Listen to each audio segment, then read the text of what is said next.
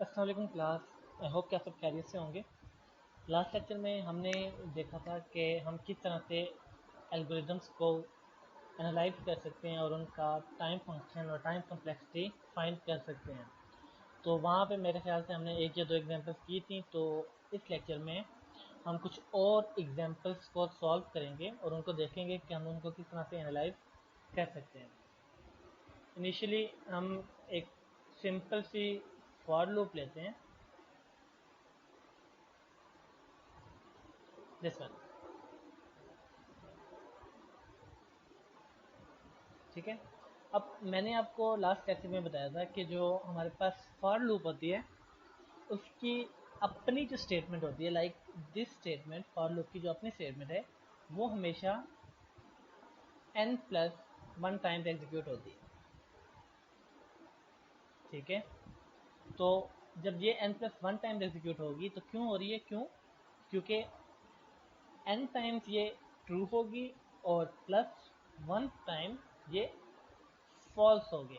तो n+1 times ये total execute होगी और जो इनर स्टेटमेंट है फॉर लूप के अंदर वाली जो स्टेटमेंट है वो हमेशा n टाइम्स हमारी एग्जीक्यूट होगी।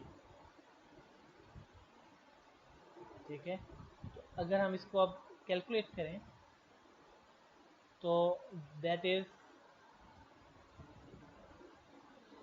2n+1। और अगर हम इसको एनालाइज करें मज़ीद तो ये इसमें पॉलिनोमियल की डिग्री 1 है, तो हम इसको कह सकते हैं कि इसकी टाइम कम्प्लेक्सिटी जो है वो बिलोंग करती है ऑर्डर ऑफ n से। ठीक है। तो हम इसको कह सकते हैं कि इस लूप का टाइम फंक्शन या इस लूप की टाइम कम्प्लेक्सिटी जो है वो ऑर्डर ऑफ n है। हम एक और लूप देखते हैं।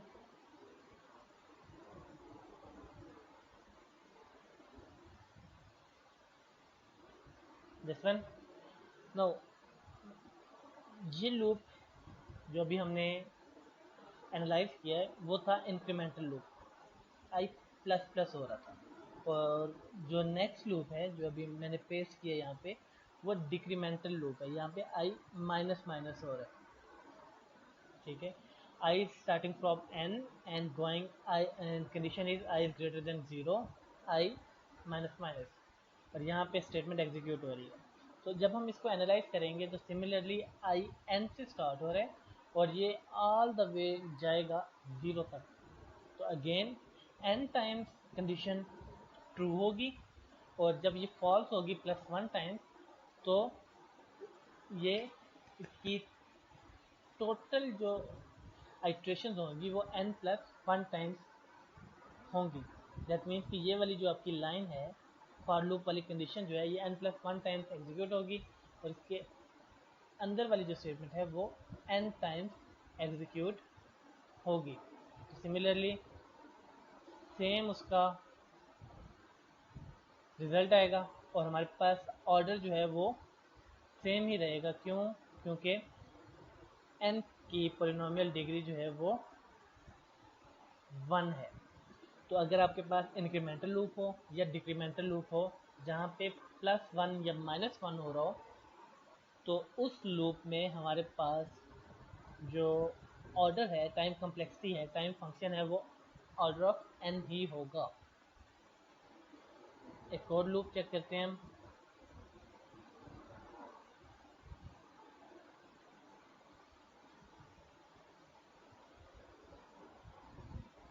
Here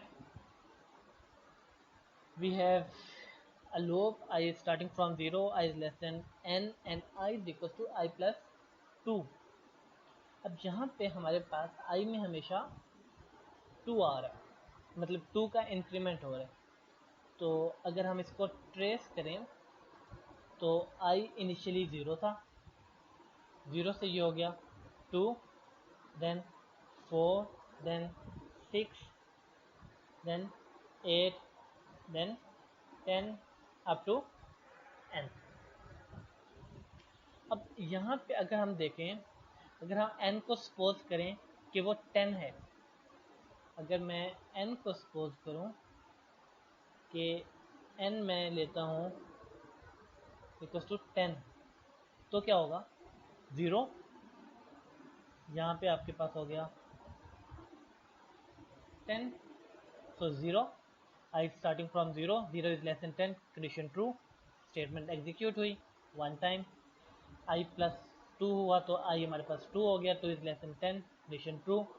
सेकेंड टाइम एग्जीक्यूट हुई, इंक्रीमेंट हुआ प्लस 2 का तो 2 था तो अब 4 हो गया, 4 is less then 10। Third time execute हुई, इंक्रीमेंट हुआ 6 हो गया, कंडीशन ट्रू, ये एग्जीक्यूट हुई, प्लस प्लस हुआ 8 हो गया, एग्जीक्यूट हुई, प्लस प्लस हुआ 10 हो गया, एंड 10 इज लेस देन 10, तो कंडीशन आपके पास फॉल्स हो गई। तो दैट मीन्स कि यहाँ पे आके आपकी लूप रुक गई। तो n इज इक्वल टू 10 के लिए आपकी लूप कितनी दफ़ा चली? 1 2 3 4 5 बार।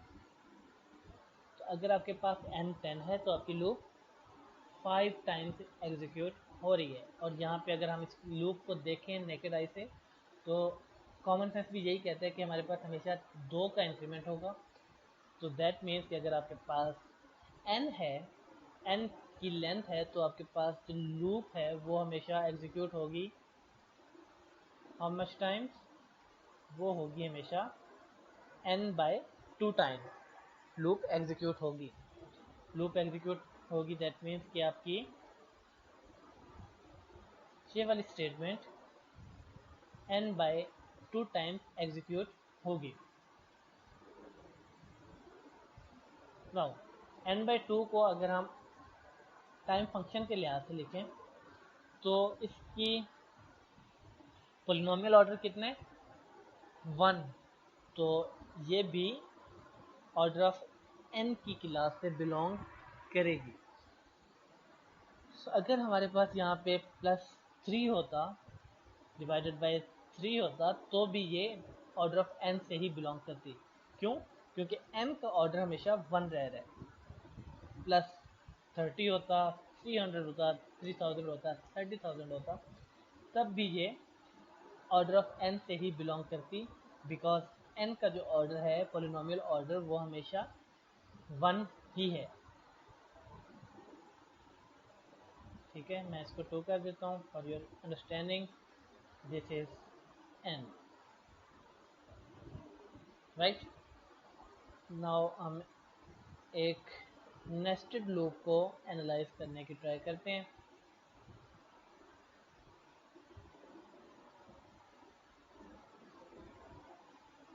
This one, now I is equals to 0, I is less than n, I plus plus। इसके अंदर ही एक और लूप है j is equals to 0, j is less than n, j plus plus।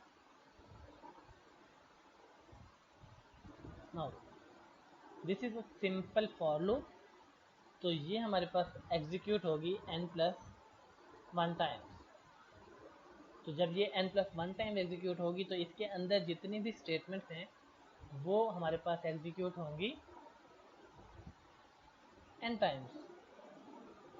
So this statement will execute for n times, and this statement will also execute for n times. Now this is again a for loop।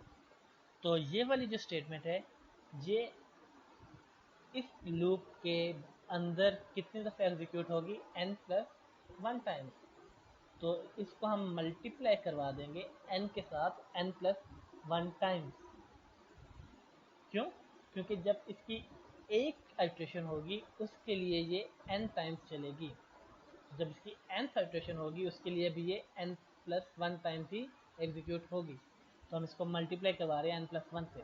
तो जब इस statement के अंदर ये वाली statement है इस loop के लिए ये भी n टाइम्स ही चलेगी, तो हम इसको भी मल्टीप्लाई करवाएंगे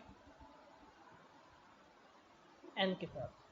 ठीक है, आउटर लूप थी n प्लस 1 टाइम्स चली, आउटर लूप के अंदर जितनी भी स्टेटमेंट्स हैं वो n टाइम्स एग्जीक्यूट होंगी।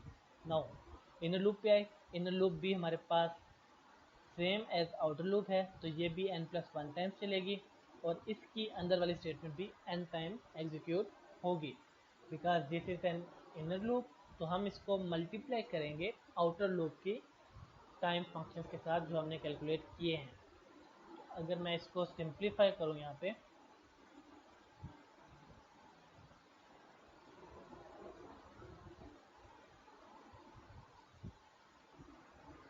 so this becomes n square, तो 2n square, this is square plus n 2n plus 1। ठीक है, तो अब यहाँ पे n की हाईएस्ट डिग्री क्या है, n स्क्वायर, तो इसका जो टाइम फंक्शन होगा ऑर्डर ऑफ n स्क्वायर होगा। हमने हाईएस्ट ऑर्डर ऑफ पॉलिनोमियल देखना होता है, तो यहाँ पे n स्क्वायर है, तो हम कह रहे हैं कि जो भी हमारे पास नेस्टेड लूप्स होंगी जो कि दोनों n तक चल रही होंगी, उनका time function order of n square होगा। ठीक है, हम एक और नेस्टेड लूप की एग्जांपल देखते हैं।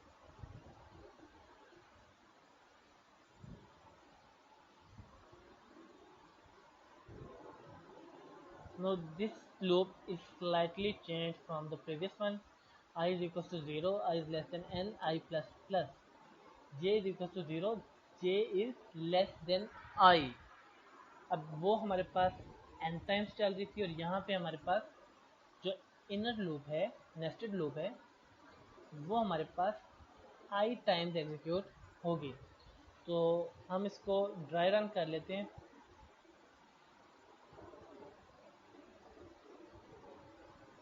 हमारे पास तीन चीज़ें हैं, i है, j है एंड नंबर ऑफ आइट्रेशंस हैं।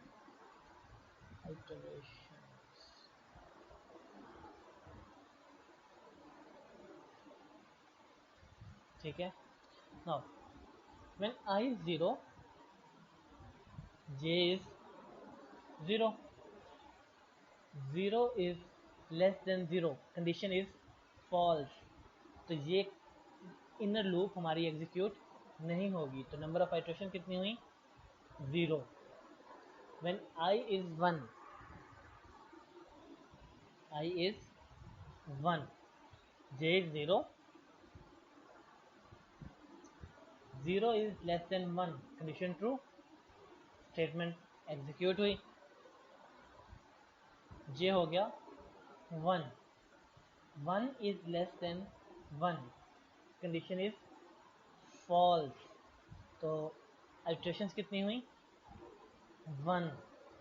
Now i plus plus, i is 2, j is 0, 0 is less than 2, condition true,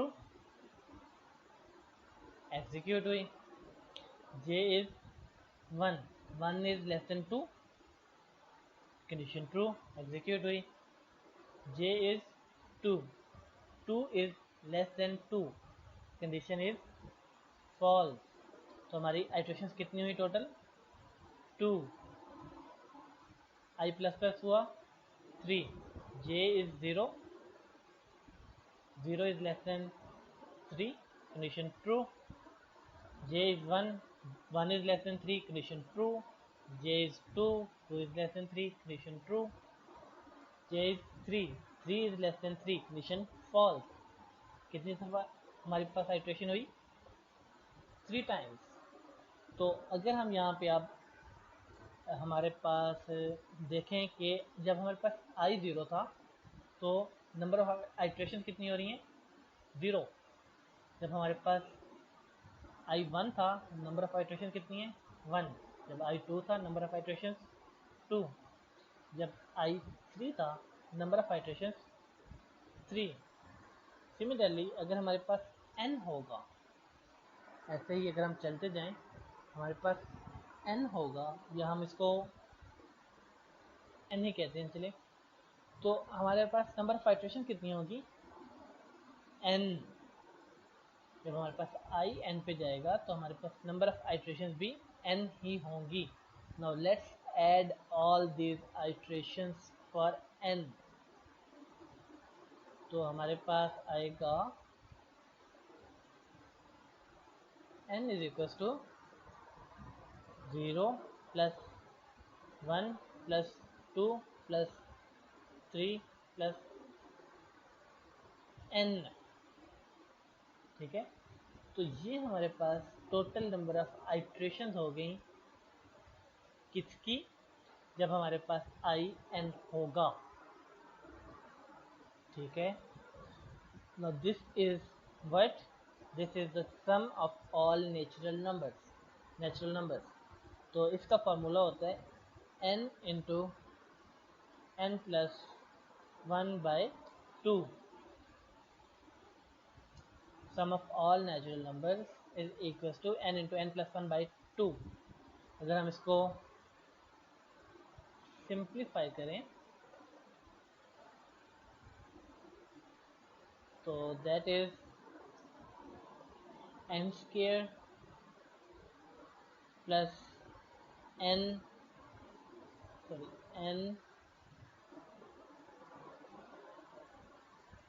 whole divided by 2। This is n square.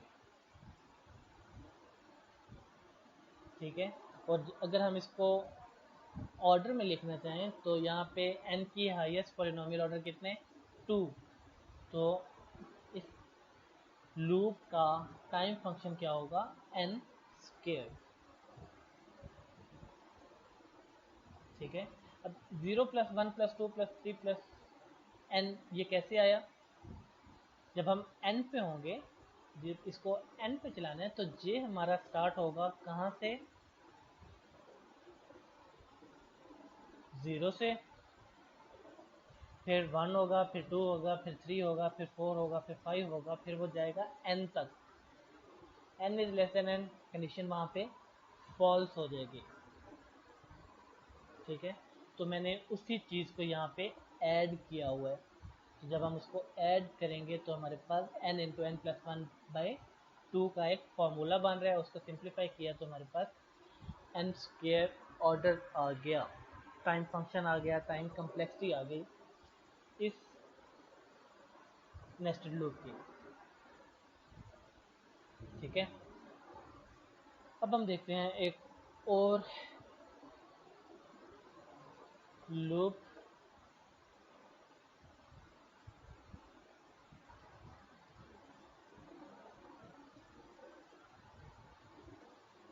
which is this one,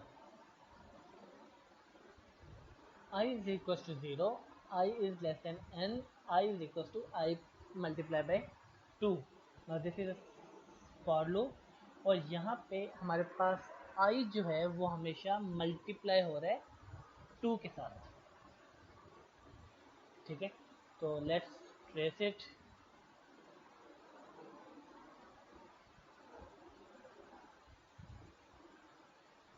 और हम इसको ट्रेस करते हैं for I. आई हमारे पास start हो रहा है 1 से। ठीक है, फिर हमारे पास आई मल्टीप्लाई हो जाएगा 2 के साथ, तो आई विल बिकम 2। ठीक है, फिर हमारे पास 2 दोबारा मल्टीप्लाई होगा 2 के साथ विच इज़ 2 पावर 2। मैं इसको पावर के फॉर्म में लिख रहा हूँ ताकि हमें फॉर्मूला बनाना आसान रहे। ठीक है, जब 2 पावर 2 हमारे पास मल्टीप्लाई होगा 2 के साथ, it will become 2 power 3।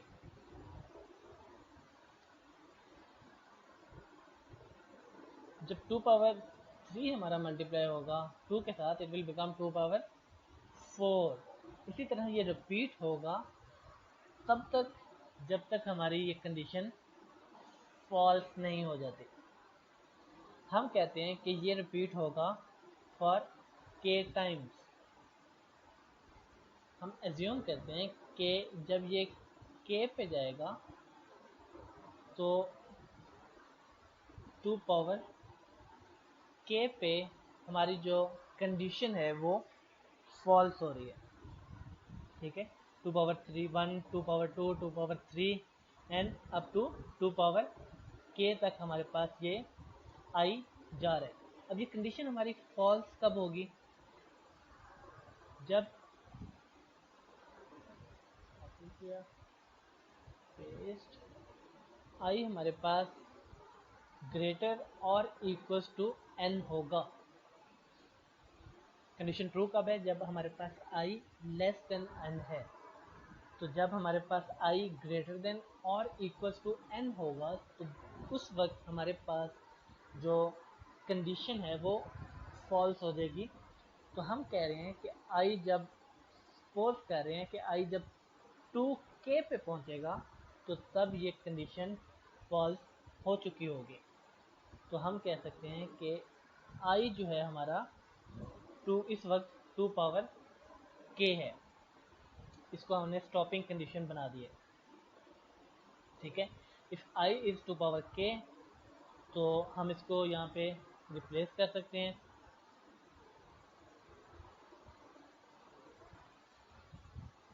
To power k is equal to n।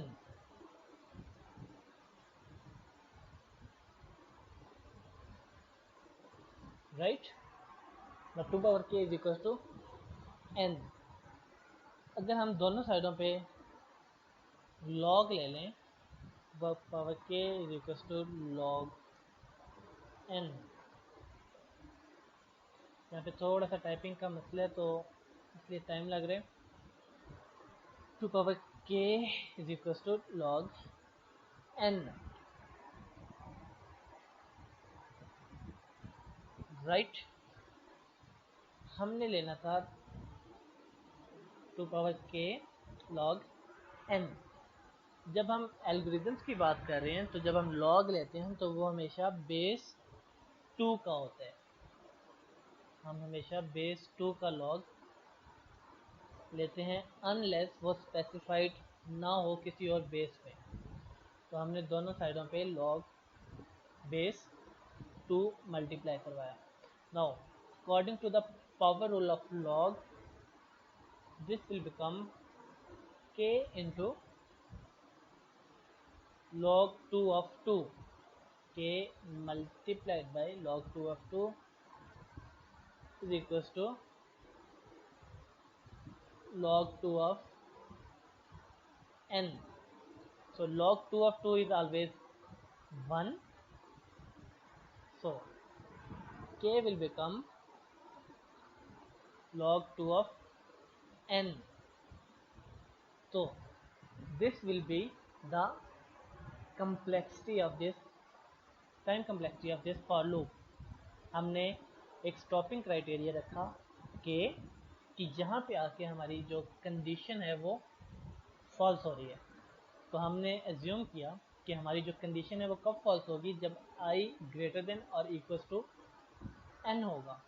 और आई को हमने एज्यूम किया कि आई इस वक्त 2k पे है, 2 पावर k पे है, which is our stopping criteria, which is making the condition false. तो हमने इसको सब्स्टिट्यूट किया आई की जगह पे 2 power k equal to n। दोनों साइडों पे log बेस 2 को मल्टीप्लाई करवाया log बेस 2। तो यहाँ पे हमारे पास पावर रूल लगा log का, पावर हमारे पास स्टार्ट में आ गई और बाकी हमारे पास log 2 बेस 2 हो गया। log 2 बेस 2 हमारे पास हमेशा 1 होता है। तो जब k मल्टीप्लाई हुआ 1 के साथ तो वो आ गया log n base 2। So k is log n base 2, which is the complexity of this for loop.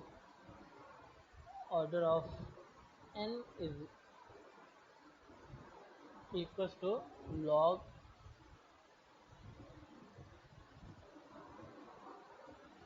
2 of n। अगर हम यहाँ पे 2 ना भी लिखें log n लिखें तो ये अंडरस्टूड होता है कि हम बेस 2 की ही बात कर रहे हैं। ठीक है, 2 लिखना चाहें तो वो वेल एंड गुड है, ना भी लिखें तो हमारे पास ये अंडरस्टूड होता है। ठीक है, और यूजुअली हम नहीं लिखते। नाउ अगर हम लिख रहे हैं इसको log बेस 2, तो हम जब इसकी डिग्री देखेंगे तो हम 2 को इग्नोर कर देंगे, तो this will definitely become log n। ठीक है, अब हम अगर इसी लूप को थोड़ा सा मॉडिफाई करें, हम यहाँ पे कर दें 3, i हमेशा मल्टीप्लाई हो रहा है 3 के साथ, तो क्या होगा, इनिशियली 1 था, 3 होगा, all 2's are replaced by 3 and 3 and 3 3 3, और i हमारे पास स्टॉपिंग क्राइटेरिया हो जाएगा 3 पावर k। तो हम इसको जब सब्स्टिट्यूट करेंगे तो ये it will become 3 power k। हम इसको मल्टीप्लाई करेंगे log बेस 3 के साथ, 3 power k log base 3, power rule लगेगा, k स्टार्ट में आ जाएगा, 3 3 3 एंड log 3 बेस 3 हमेशा 1 होता है, तो k will become log n base 3। तो यहाँ पे हमारे पास आ जाएगा 3, और जब हम इसका ऑर्डर चेक करेंगे तो it will also become log n, क्योंकि हम बेस को निगलेक्ट कर देते हैं, इग्नोर कर देते हैं। ठीक है, तो अगर हम इसको 1000 से भी मल्टीप्लाई करवा दें, 10,000 से करवा दें, 1 लाख से करवा दें, तो इसका ऑर्डर हमेशा log n ही होगा। तो यहाँ पे एक रूल डिफाइन हो रहा है कि वो फॉर लूप्स जहाँ पे हमारे पास i में इंक्रीमेंट मल्टीप्लिकेशन के थ्रू हो रहा हो, i को मल्टीप्लाई किया जा रहा हो किसी भी इंटीजर के साथ, तो उनकी कम्प्लेक्सिटी, उनका टाइम फंक्शन हमेशा log n होगा। ठीक है, हम एक और स्टेटमेंट देखते हैं, एक और फॉर लूप देखते हैं।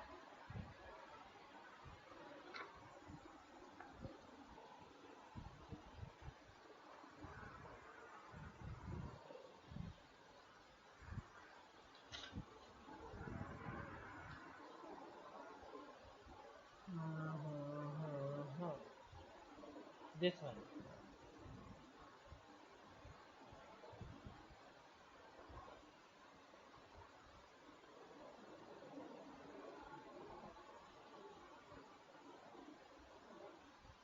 नो, हमने अभी मल्टीप्लिकेशन देखी, अब हम देख रहे हैं डिवीजन। अगर हमारे पास i डिवाइड हो रहा हो तो क्या होगा। This is nothing but decremental loop. अगर आपकी ये इंक्रीमेंटल लूप थी, this one is incremental loop, अगर मैं इसको 3 ही कर देता हूँ ताकि आप कंफ्यूज ना हो बाद में देखते हुए, this is incremental loop, so this is decremental loop. I हमारे पास हमेशा n से स्टार्ट होगा, ग्रेटर देन 0 जाएगा, और आई हमेशा हमारे पास डिक्रीज हो रहा है by order of 2। So this is nothing but decremental loop. तो ये भी वैसा ही परफॉर्म करेगी जैसा हमारे पास ऊपर वाली लूप ने किया है। तो अगर मैं इसको ट्रेस करूं,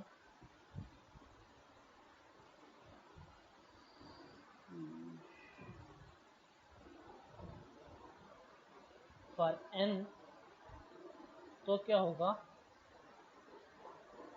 n इनिशियली n है, तो नेक्स्ट टाइम जब ये इंक्रीमेंट या डिक्रीमेंट होगा तो n बाय 2 हो जाएगा। ठीक है, देन जब ये दोबारा 2 से डिवाइड होगा तो n बाय 2 पावर 2 बन जाएगा।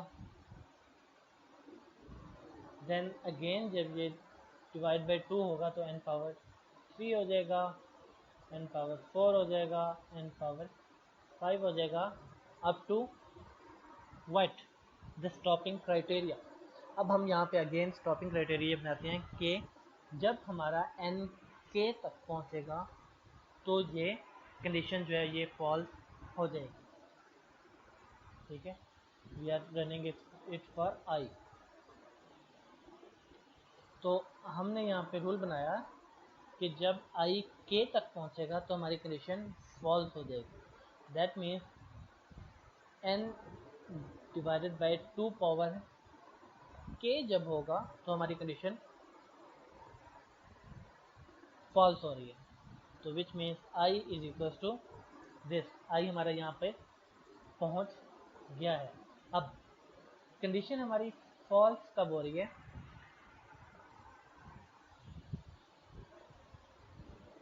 कंडीशन हमारी फॉल्स हो रही है जब हमारे पास i लेस देन और इक्वल टू 1 होगा। डिक्रीमेंटल लूप में हम यहाँ पे 0 नहीं कर सकते, क्यों? क्योंकि ये 0 पे कभी भी नहीं जाएगा, तो हमारी जो स्टेटमेंट है वो हमेशा ट्रू ही रहेगी, क्योंकि 1 डिवाइडेड बाई 1 भी हो जाएगा तो वो 1 ही रहेगा।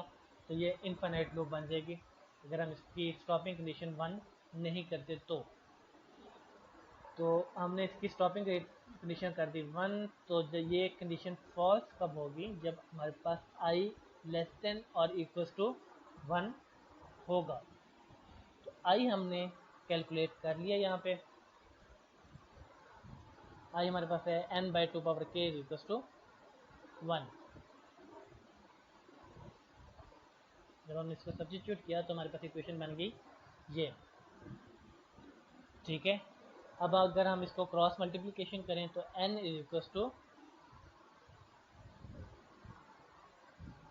2 पावर k बन जाएगा ये। ठीक है, तो इसी तरह से अगर हम इस दोनों तरफ, यही वाली कंडीशन बन गई आपकी, दोनों तरफ अगर log लें बेस 2 के साथ तो इसका जो फाइनल आंसर होगा that will be same as this one with base 2, right. तो इसका भी हमारे पास जो ऑर्डर है वो log ऑफ n ही होगा। तो मल्टीप्लाई हो रहा हो या डिवाइड हो रहा हो किसी भी नंबर के साथ, जस्ट आपके log का जो बेस है वो चेंज होगी, जो उस लूप का टाइम फंक्शन है वो हमेशा log n ही रहेगा। ठीक है, अगर आपका इंक्रीमेंट में मल्टीप्लाई या डिवीजन हो रहा हो तो आपकी लूप का जो ऑर्डर है वो log n ही होगा। नाउ हम एक और एग्जांपल लेते हैं और उसको सॉल्व करने की ट्राई करते हैं।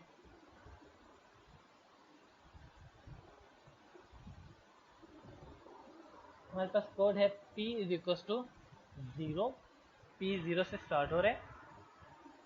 देन फॉर लूप लगी हुई है i इज इक्वल टू 0। अब यहाँ पे हमारे पास i चेक नहीं हो रहा, p चेक हो रहा है। ठीक है, p इज लेस देन और equal to n i plus plus, यहाँ पे 1 नहीं है, ये दिस इज i। और p हमारा किस तरह अपडेट हो रहा है? p is equal to p plus i। Now this loop is dependent on the value of p, कि p की वैल्यू क्या हो रही है और p कैलकुलेट कैसे हो रहा है? p कैलकुलेट हो रहा है i के थ्रू।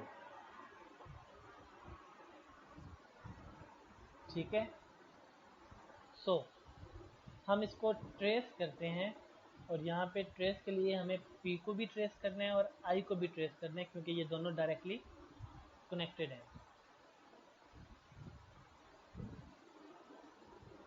तो फॉर ट्रेसिंग वी राइट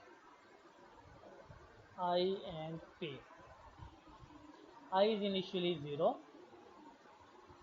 ठीक है, तो p हमारे पास क्या होगा? पी हमने इनिशियली 0 किया हुआ है, पी हम इनिशियली 1 करेंगे। चलिए 0 करते हैं, 0 से स्टार्ट करते हैं। I is initially 0, so P is 0 plus 0, 0, I plus plus हो गया, I becomes 1, ठीक है। Now P is equals to, P में 0 है, I में 1 है, 0 plus 1, 0 plus 1, ठीक है। Now I plus plus I is 2, P में हमारे पास 0 plus 1 पड़ा है, उसमें प्लस 2 करना है, 0 plus 1 plus 2।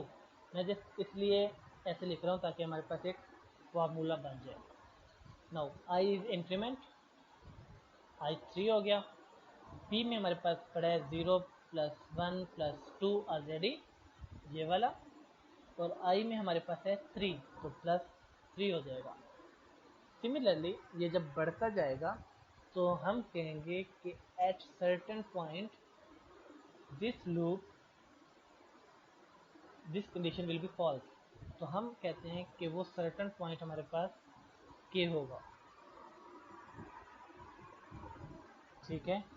तो for I is equal to K, P की वैल्यू क्या होगी, 0 plus 1 plus 2 plus 3 plus up to so on plus K, ठीक है। तो ये हमारे पास एक केथ इंडेक्स के, फॉर लूप के केथ इंडेक्स तक हमारे पास p की जो वैल्यू होगी वो ये होगी। तो अगर हम इसको देखें तो ये क्या है, सम ऑफ नेचुरल नंबर्स। तो हम इसको कह सकते हैं k इज इक्वल टू के इंटू के प्लस 1 डिवाइडेड बाय 2, ठीक है। हमने इसको इस फॉर्मूला में लिख लिया। नाउ हम यहाँ पे देखते हैं कि हमारी स्टॉपिंग क्राइटेरिया क्या होगा। हमारे पास कंडीशन है p इज लेस देन और इक्वल टू n। तो ये कंडीशन फॉल्स कब होगी, ये होगी जब p हमारे पास ग्रेटर देन n होगा, तब ये कंडीशन फॉल्स हो जाएगी, ठीक है। अब यहाँ पे हमारे पास k नहीं आएगा, यहाँ पे हमारे पास p आएगा। क्यों, क्योंकि हमारे पास फॉर लूप किसकी बेस पे चल रही है, p की बेस पे। तो हम इसको इन टर्म्स ऑफ p लिखेंगे, k नहीं लिखेंगे। तो हमारे पास p की वैल्यू आ गई दिस वन, हम इसको सब्स्टिट्यूट करेंगे इस इक्वेशन में, तो this will become greater than n, ठीक है। जब हम इसको सिंप्लीफाई करेंगे तो इसमें पॉलिनोमियल ऑर्डर जो है वो k का मैक्सिमम क्या होगा, k स्क्वायर। तो यहाँ पे मैं लिखूँगा, मैं जस्ट k स्क्वायर ही लिख रहा हूँ क्योंकि बाकी चीज़ें निगलेक्ट हो जाएंगी, इग्नोर हो जाएंगी, तो k स्क्वायर हमारे पास बच जाएगा। k square is greater than n, ठीक है। ये कंडीशन हमारे पास इक्वेशन बन गई। अब हम अगर इसको दोनों तरफ स्क्वायर रूट लें तो that will become k greater than SQRT of n, ठीक है। और अगर हम इसको इक्वालिटी में लेके आए सपोज करके, तो k will be approximately equal to SQRT of n, square root of n। तो हमारे पास स्टॉपिंग क्राइटेरिया के ऊपर जो कम्प्लेक्सिटी आ रही है वो स्क्वायर रूट ऑफ n आ रही है। तो दैट मीन्स कि इस कंडीशन का टाइम फंक्शन या टाइम कम्प्लेक्सिटी जो है ऑर्डर ऑफ n जो है वो होगा स्क्वायर रूट ऑफ n, ठीक है। तो जब आपके पास आपकी फॉर लूप किसी और वेरिएबल के ऊपर डिपेंडेंट हो और वो वेरिएबल अपडेट हो रहा हो with the for loop variable, तो उस तरह की लूप की आपके पास टाइम फंक्शन या टाइम कम्प्लेक्सिटी जो है वो स्क्वायर रूट ऑफ n आती है। ठीक है,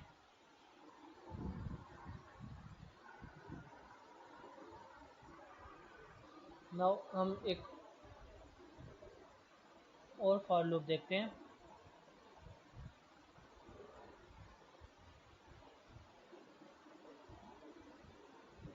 और this is for loop i is equal to 0, 0 से स्टार्ट हो रही है, i multiply by i is less than n। अब यहाँ पे जो कंडीशन है वो मल्टीप्लाई हो रही है कंडीशन के साथ।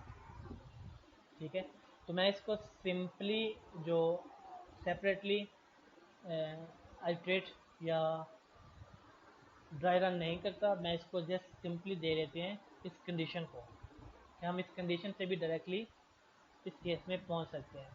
अब ये कंडीशन फॉल्स कब होगी? जब ये ग्रेटर देन और इक्वल टू n होगा।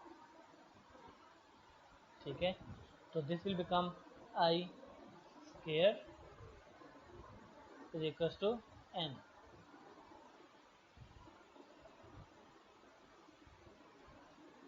राइट, तो जब हम दोनों साइडों पे स्क्वायर रूट लेंगे तो this will become i is equal to sqrt of n। तो इस लूप का हमारे पास जो टाइम फंक्शन है वो होगा square root of n, O n is equal to square root of n। तो हमने जस्ट इस इक्वेशन को उठाया और इस कंडीशन को उठाया और इसको चेक किया कि ये फॉल्स कब होगी। तो ये फॉल्स होगी इस जगह पे। हमने i को मल्टीप्लाई किया, दोनों तरफ स्क्वायर रूट लिया, तो हमारे पास कम्प्लेक्सिटी आ गई फॉर लूप की। ठीक है, अब अगर हमारे पास इस तरह की फॉर लूप्स आ जाएं तो क्या होगा? और this is common sense.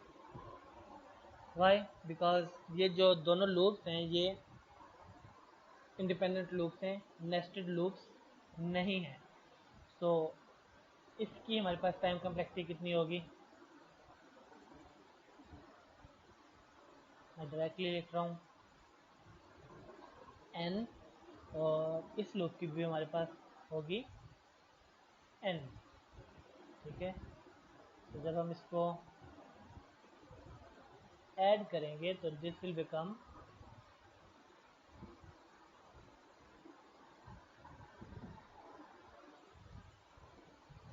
2n। तो इसका ऑर्डर क्या होगा?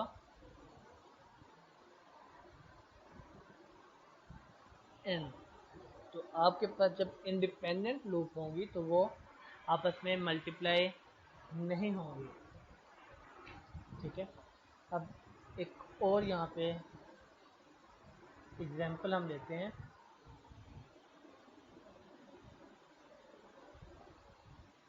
विच इज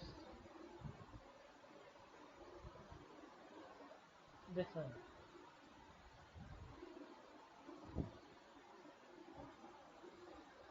तो p इज इक्वल टू 0। ठीक है, i is equal to 1, i is less than n, और i जो है हमारे पास मल्टीप्लाई हो रहा है 2 के साथ। ठीक है, i हमारा मल्टीप्लाई हो रहा है 2 के साथ, और p यहाँ पे हमारे पास प्लस प्लस हो रहा है। तो हमने यहाँ पे p को देखना है इस लूप में। ये सिंपली वही वाली लूप है जो हमने ऊपर अभी देखी है, मल्टीप्लाई वाली, this one, that is similar loop. तो इसका हमारे पास ऑर्डर क्या आया? log n। तो इस लूप का भी हमारे पास ऑर्डर जो है वो log n ही आएगा।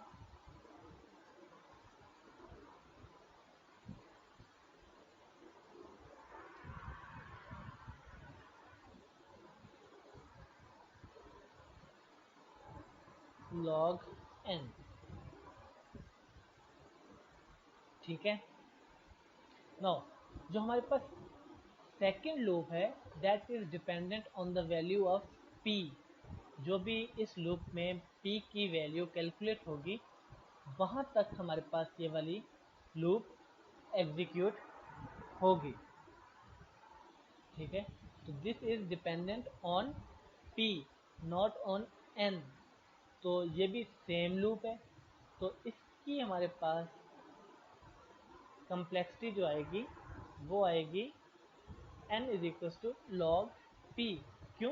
क्योंकि ये p पे डिपेंडेंट है, n पे डिपेंडेंट नहीं है, ठीक है। ये हमने कैलकुलेट की फॉर p और ये हमने कैलकुलेट की फॉर n। वाई? बिकॉज ये हमारे पास p पे डिपेंडेंट है, तो हमने n की जगह पे p लिख दिया। अब p की वैल्यू हमें ऑलरेडी पता है कि वो log n है, तो इस पूरे एल्गोरिदम की जो कम्प्लेक्सिटी टोटल हो जाएगी, अगर हम यहाँ पे इसको लिखें और इसको अलाइन करें थोड़ा सा, तो that will B log p और p की जगह पे हम दोबारा लिखेंगे log ऑफ n। तो इस पूरे एल्गोरिदम का हमारे पास ऑर्डर ऑफ n जो है वो log ऑफ n आ जाएगा,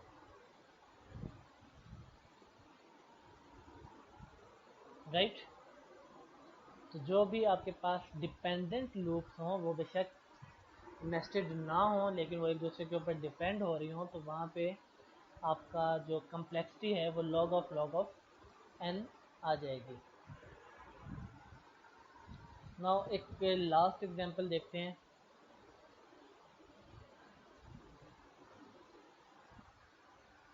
लास्ट एग्जांपल इज दिस।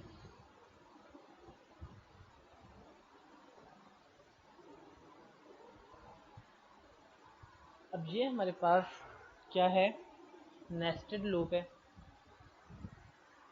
और अब हम इसको ट्रैवर्स नहीं कर रहे, ड्राई रन नहीं कर रहे, हम इसको जस्ट देख कर ही एनालाइज करने की ट्राई करते हैं। Now this is your simple for loop i equal to 0, i less than n, i plus plus. तो इसकी हमारे पास टाइम कम्प्लेक्सिटी n होगी। मैं इसको n प्लस वन नहीं लिख रहा क्योंकि वन जो है वो इग्नोर हो जाता है ऑटोमेटिकली, तो मैं इसको n लिख रहा हूँ। तो इसके अंदर वाली जितनी भी स्टेटमेंट्स हैं वो भी n टाइम्स एग्जीक्यूट होंगी, ठीक है। अब इनर लूप है j is less than n, j is equal to j multiply by 2। Now this is the similar loop as our multiplication loop. तो इसकी कम्प्लेक्सिटी हमें पता है, टाइम फंक्शन हमें पता है कि वो हमेशा होगा log ऑफ n, ठीक है। और ये भी log ऑफ n ही हो जाएगा,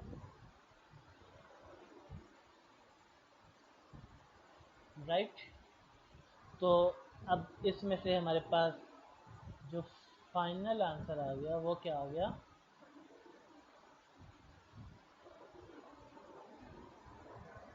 2 log of 2n log of n। तो 2 हमारे पास नेग्लेक्ट हो जाएगा क्योंकि कांस्टेंट है। तो इस एल्गोरिदम का हमारे पास जो टाइम का फंक्शन है, टाइम कम्प्लेक्सिटी है, वो आ गई n log n, ठीक है। नाउ हम कुछ रूल्स यहाँ पे डिफाइन करते हैं जो कि अभी तक हमने प्रीवियस एग्जांपल्स जो अभी इस लेक्चर में की हैं उनको जज करके बनाए। I I I I is equal to 0, I is less than N I plus plus. अच्छा मैंने ये लिखे हुए हैं, मैं यहाँ पे दोबारा इनको नहीं लिखता, मैं जस्ट कॉपी पेस्ट कर लेता हूँ।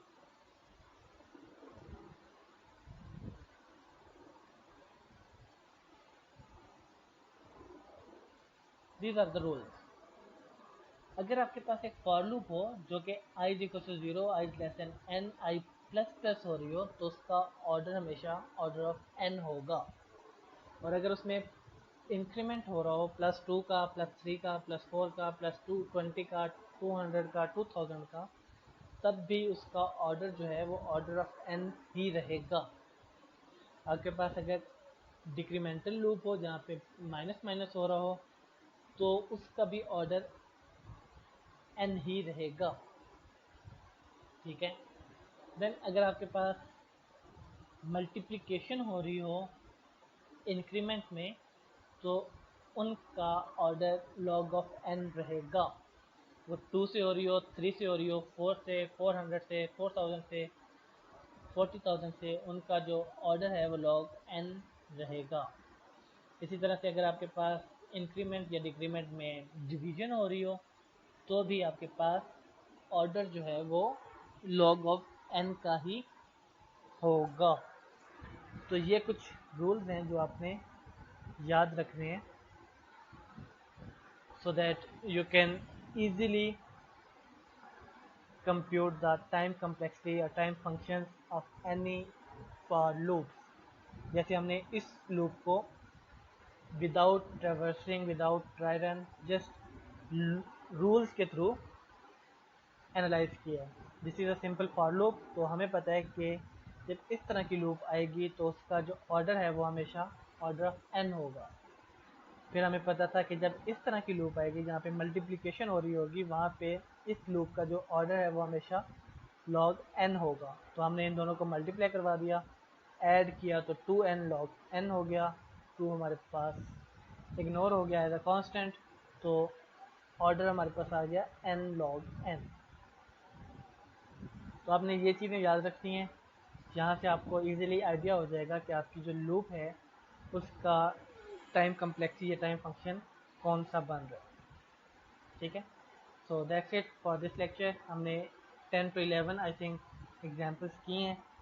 अगर इन एग्जांपल्स में से आपका कोई भी क्वेश्चन है, आपको कोई भी चीज़ समझ नहीं आई, तो आप मुझसे व्हाट्सएप या ईमेल पे कांटेक्ट करके पूछ सकते हैं। मैं ट्राई करूँगा कि आपकी क्वेरीज को विद इन 24 आवर्स एड्रेस करूँ। ठीक है। एक स्टूडेंट ने मुझे मैसेज किया था कि लेक्चर काफ़ी लेंथी था तो मैं उसको कम करूं, लेकिन अब आपके सामने ही है, मैंने कोई भी टाइम वेस्ट नहीं किया और जस्ट समझाने की ट्राई की है। तो उसमें भी ये 53 मिनट्स का बन गया। हमने 10 एग्जांपल्स किए हैं। तो अगर आपको लेंथ से मतलब है या मैं थोड़ा सा स्लो बोल रहा हूँ और आपको थोड़ा सा फास्ट सुनने की आदत है, तो you can just adjust the speed of this video to 2 cross और 3 क्रॉस इवन। तो आपका जो टाइम है वो कम हो जाएगा वीडियो का। ओके, अपना ख्याल रखिएगा। थैंक यू, अल्लाह हाफिज़।